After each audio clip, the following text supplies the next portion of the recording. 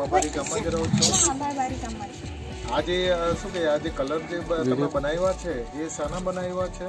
આ નેચરલ છે, એકદમ ઓર્ગેનિક. આ કલર આપણે કેસુડાનો બનાવેલો છે. કેસુડા એટલે હમણાં આ જે સિઝન જે ચાલી રહી છે, આપણે જે કેસુડાના ફૂલ જંગલોમાં આપણાને ઘણા જોવા મળે, બરાબર ને?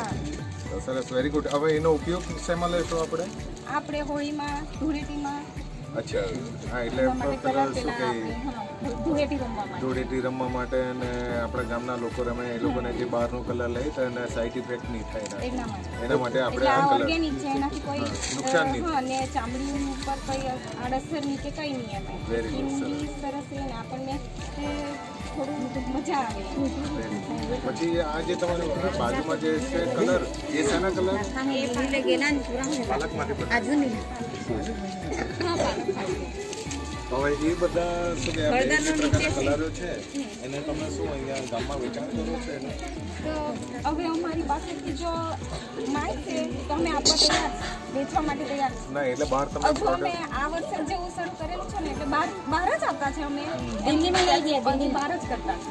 મતલબ હજુ ગામમાં બી હવે આ વર્ષે અમે મૂકીશું. એમ આટલા બધા પ્રમાણમાં જો બનાવ્યું છે એનાથી વધારે છે અમારી દિલ્હીમાં લઈ ગયા પણ એટલે એકચ્યુઅલી આ જે કલર જે તમે જે બનાવો છો તો બધી ઘણી બહેનો સાથે બનાવતા હશે. ઘણી બધી અમારા ગ્રુપ વર્ક એનો ઉપયોગ છે ને હોળી પર રમવા માટે તો પહેલાનો ઉપયોગ આ બે હોળી પર જ, એ બે હોળી પર છે, હોળી માટે. આનો બી એક અમે બીટલો બનાવેલો છે ને બીજો કેસુડા અને હળદર ના છે અમારી જોડે. જોઈ બાળકો, આજે એક આપણે જે કલર જે જોઈ રહ્યા છે, હમણાં બેને જણાવ્યું આપણાને કે આ જે કેસુડાના ફૂલ આપણે જંગલોમાં જોવા મળે છે આપણાને, બરાબર ને? તો એના ફૂલમાંથી એમણે આ જે હોળીને રમવા માટેનો કલર બનાવ્યો છે.